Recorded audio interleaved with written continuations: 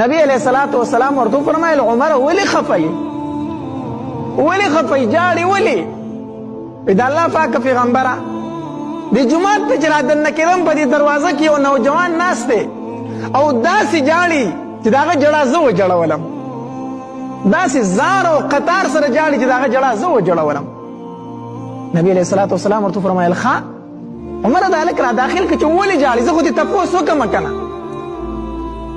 نو دا هلک چې را داخل شو نبی علیہ الصلوۃ والسلام ورته وفرمایل وی نوجوانه ولې جاړي ولې خفای په څه باندې د الله پاک پیغمبره یو ګناه رانه شوې ده او هغه ګناه مې جړوي نو هغه ګناه مې څه کوي جړوي نو وی ولې نبی علیہ الصلوۃ والسلام ورته وفرمایل وی ولې وی ځکه ډېره غټه ګناه مې کړې ده وی ډېره غټه ګناه مې کړې ده نبی علیہ الصلوۃ والسلام ورته وفرمایل وی ښه وی دا راته ووایه ای هلکه ای نوجوانه دا راته ووایه چې د الله تبارک وتعالی دا وواړه ځمکې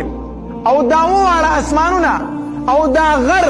دا لوی دی که ستا ګناه لوی دی هغه نوجوان ورته وایي د الله خوږه پیغمبره د دې اوو اسمانونو نه د دې اوو ځمکو نه او د دنیا د دې ټولو غرونو نه زما هغه ګناه غټه ده د دې نه غټه ده ښه نبی علیہ الصلوۃ والسلام ورته فرمایل بیا راته دا ووایه که نه چې د الله تبارک وتعالی کرسي لویه ده که ستا دا ګناه لوی دی چې ته پې دومره خپای هغې نوجوان ورته وفرمایل وایي زما ګناه لویه ده د الله د کرسۍ هم زما ګناه څه ده نعوذ بالله لویه ده بیا ورته نبی علیہ الصلوۃ والسلام وفرمایل وی نوجوانه دا راته ووایه چې د الله عرش لوی دی که ستا دا ګناه لویه ده نوجوان ورته زما ګناه لویه ده زما ګناه لویه ده ما ډېره غټه ګناه کړې که نه بیا ورته نبی علیہ الصلوۃ والسلام فرمایل وی هلکه دا راته ووایه چې د الله تبارک وتعالی ذات لوی دی که ستا ګناه لویه ده وی د الله ذات لوی دی د الله پیغمبره د الله ذات څه دی لوی دی د الله ذات لوی دی